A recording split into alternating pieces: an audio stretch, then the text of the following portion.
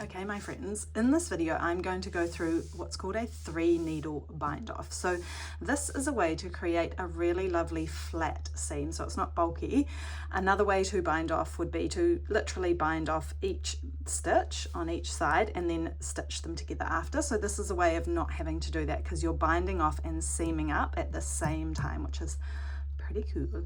So what we're going to do is we're going to flip our garment inside out so the right sides are touching each other, and you will have left a needle on your final part thing that you've done. You would have left the needle in there. Oops, but you would not have let the stitches come off. Oops. And then you will have had the other side on a stitch holder. So we're going to take that off and we're going to put our other needle in. So you want the needles to be facing the same way. So what I'm going to do is put my needle through this way and take the stitch holder out.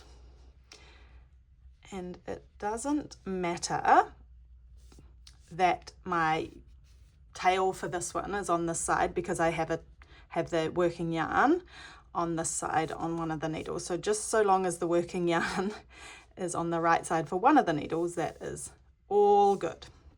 So you've popped your stitches on the needle, so you have both needles facing the same way with the right sides touching each other and the wrong sides out.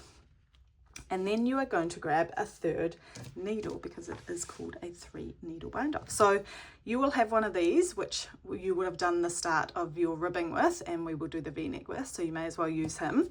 And what we are going to do is we are going to essentially knit through both of the loops. So you kind of want to line them up as you go. So you want to go knitwise, push that down a bit, go knitwise through the top first stitch and then go knitwise through the next one. And then you will knit that, bring it through and tip it off like a normal stitch. So I'll show you again. You go through the front one knitwise, you go through the back one knitwise, you knit and then you pull that through and you tip them both off.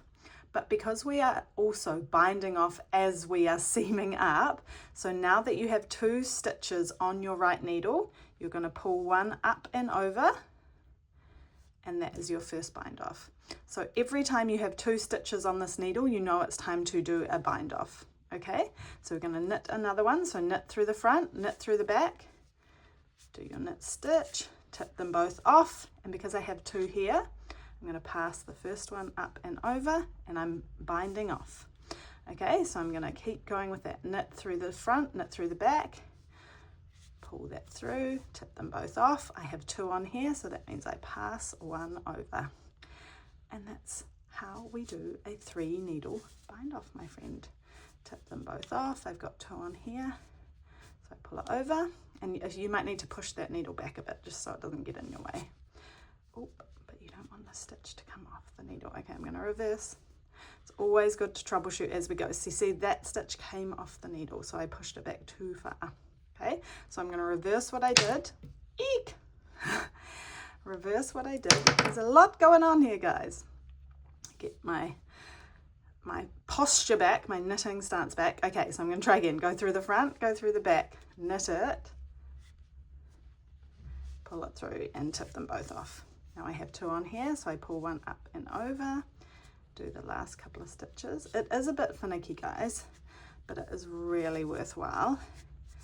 Okay, and then I'll show you the last one because it can be a bit, see how that's quite loose? So I would pull that because that was your tail for the other one. So through the front, through this one, knit.